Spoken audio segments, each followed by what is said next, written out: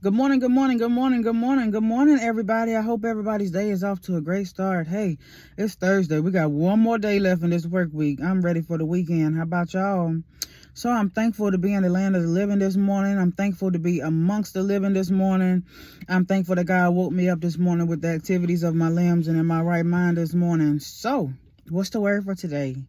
You are not the boss of me. You are not the boss of me. That's the word for today. So, if y'all have been listening to me, you know I've been coming from John the 6th chapter. I don't know how long I'm going to be in John the 6th chapter. I might be here for a whole nother month because every single night when I pull out my Bible and I go to John 6 to prepare for the next day, I always get something else. We might be in John the 6th chapter for the next few weeks. It might be a whole nother month. What's the word for today? You are not the boss of me. So, okay, in John 6, I have been talking about how Jesus interacted with the multitude in that particular chapter, right? And he had supernatural provision, so he was able to feed the multitude, right? What a wonder, right? Okay, and then after that story, right? If you turn with me to John the 6th chapter in the 15th verse, and it reads, Jesus, knowing that they intended to come and make him king by force, withdrew again to a mountain by himself, right? And so all week long I have been exploring the dynamics of Jesus's interaction with the multitude in John the 6th chapter, right? And so you had this crowd that was following Jesus, and so we've already established that Jesus had the discernment of God, right? And that was one of the reasons why he withdrew from the crowd, because he was able to see through what appeared to be gold. He was able to use the discernment of God to see that even though it was a multitude there, and even though his mission, he was sent to save people, here it was a multitude, 5,000 people, and that would appear to be gold. But because he had the discernment of God, he was able to see through that and to see that it was actually fool's gold, right? And when you go down yesterday, we talked about, let me find the verse where he was saying, here it is, John the 6th chapter and the 26th verse, where he said, Jesus answered, I tell you the truth. You are looking for me not because you saw miraculous signs, but because you ate the loaves and had your fill, right?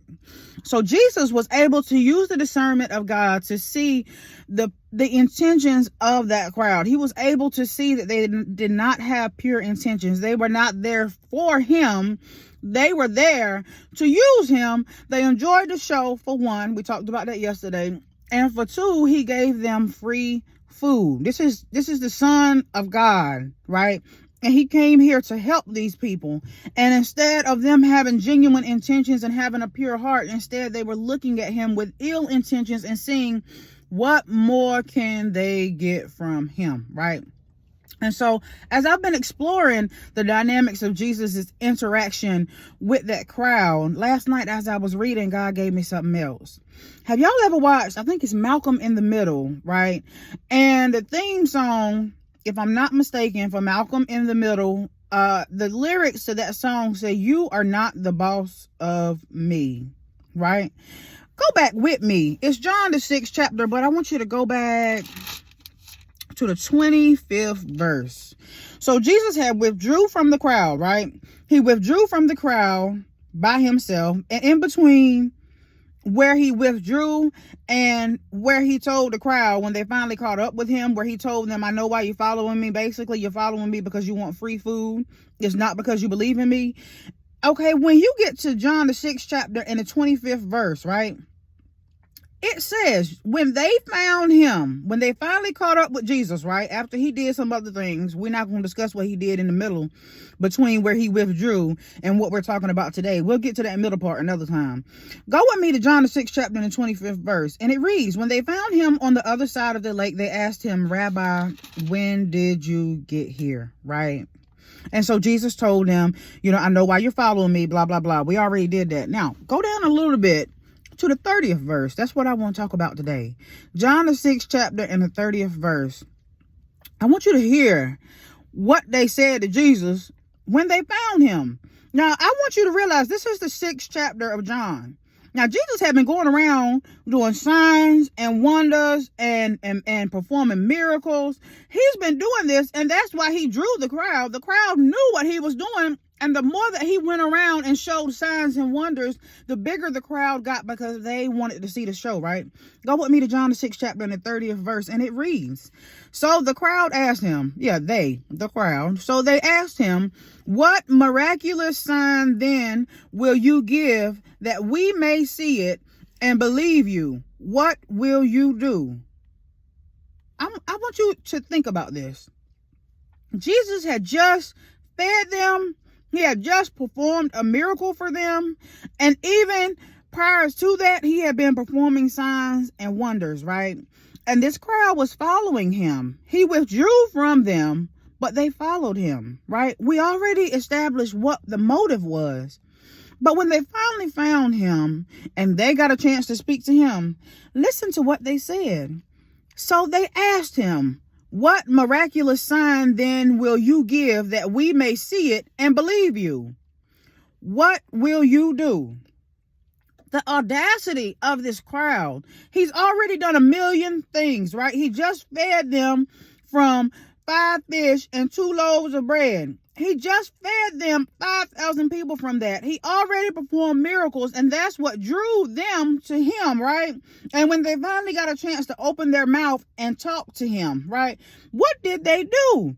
They asked him again, what miraculous sign then will you give that we may see it and believe you?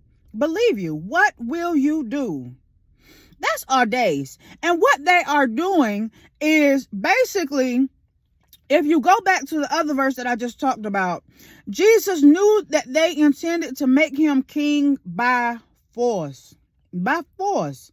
Not by his will, but they're going to make him do something, right? They're going to make him physically try to make him be king by force.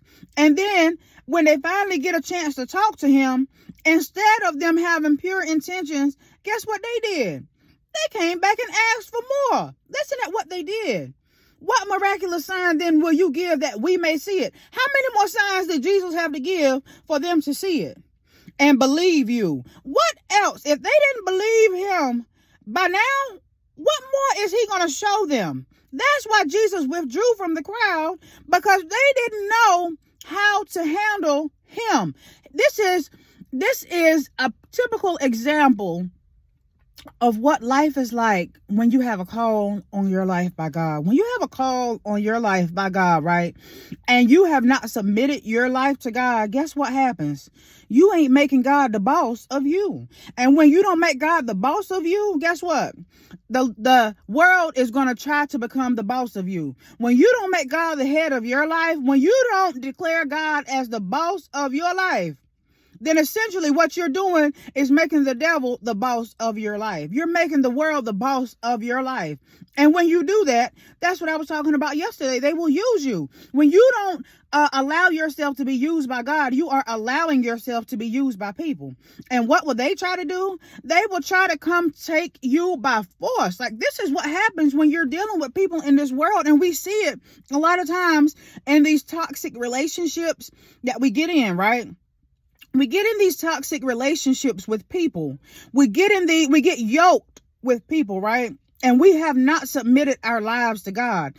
And so what the devil will do is he'll get in those very same people that we've yoked ourselves to. He'll get in those very same people that we're in relationships with. He'll get in them, and they will then have a controlling spirit because they want to be the boss of you.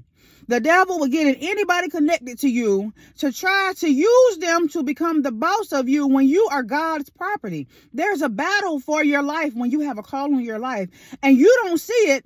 You can't see it with the naked eye, right? You can't see it with the naked eye, but there is a battle for you. That's why God said, either you got to be cold or you got to be hot. But if you are lukewarm, I will spit you out. You know why he say that? Because unbeknownst to us, when we don't walk in the will of God, when we don't make God the head of our lives, when we don't declare God to be the boss of our lives, we don't realize it, but we're working for the devil and we don't even know it. I'm serious. It is so deep. You don't realize it. You think that you're on the Lord's team. You think that you are not disrespecting God. You think that even though you're not submitting your lives to God, but you acknowledge him as being the supreme being, just because you acknowledge him is not enough. Just because you acknowledge him, the devil acknowledged him. Satan acknowledged God. Satan acknowledged Jesus. But was that good enough for him to stay in his presence? No, it was not. That's why God put him out. Because he acknowledged him, but he was not willing to submit and make God the head. And so when you don't submit yourself to God, and when you don't make him the head of your life, guess what? You're making the devil the head of your life. You're allowing Satan to be the boss. But what did Jesus tell these people? He basically told them by his actions, because actions speak louder than words. Jesus basically told them people, you are not the boss of me. Jesus knew that God is his boss. He knew that God sent him down here. He knew what God sent him to do. He knew what he had in his toolbox. He knew he had the discernment of God, and that was going to lead him along this journey as he tried to do the work of the Lord. But when you don't make God the head of your life, and you don't declare him as being the boss of your life, somebody is going to come and be the boss of you. Okay. Now, who is it going to be? That's why you got to be either cold or you got to be hot. You got to be all the way in for God. Or if you ain't all the way in for him, guess what? You all the way out. There is no in between. And that's where so many of us get confused, because we don't know whether we're going to wake up tomorrow or not. And we've got this false impression in our head that just because we haven't declared that we are for Satan, just because we haven't declared that we are for Satan, then automatically we are for God. It does not work that way. If you don't make God the head of your life and you don't submit to him, you are making the devil the head of your life. And he is going to continuously send people. He's going to continuously send you situations. He's going to continue to send people to yoke with you and put you in these toxic relationships. He's going to do that. He's going to continuously do that because there is a battle for you. You are God's property, and you are not even walking in the authority. You don't even know who you are. You got to make God the head of your life, because if you don't make him the head of your life, somebody else, you're making the devil the head of your life, and he's going to be the boss of you. But we want to be like Jesus. And what did Jesus tell these people? Jesus told these people, and by his actions, he told these people by his actions that you are not the boss of me. If you think I'm going to sit here and keep putting on this show at your request, be my guest at your request. Whatever you ask me to do, I'm going to do it. If you ask me to sit here for the next 30 years and do signs and wonders, you still ain't going to believe. They are not the boss of you, okay? And so if we want to be like Jesus, we got to be the same way. How can we walk in that boldness? Well, the first way that we can walk in the boldness that Jesus had and the confidence that he had is by making God the head of our lives, declaring that God is the boss of our life. And by declaring that God is the boss of your life, guess what? You telling the devil? Guess what? You telling anybody of the devil, anybody of the world that is not for you, that's against you? Guess what you telling them by making God the head of your life? Guess what you're telling them by declaring God as being the boss of your life? By you doing that, you are telling Satan and anybody that is of him that you are not the boss of me. I love y'all. I'm Grace Amber. I'll be right back on soon. We probably going to be on John 6. I don't know how long, but y'all just stick with me. Come right back on tomorrow. I'll be right back on. I love y'all.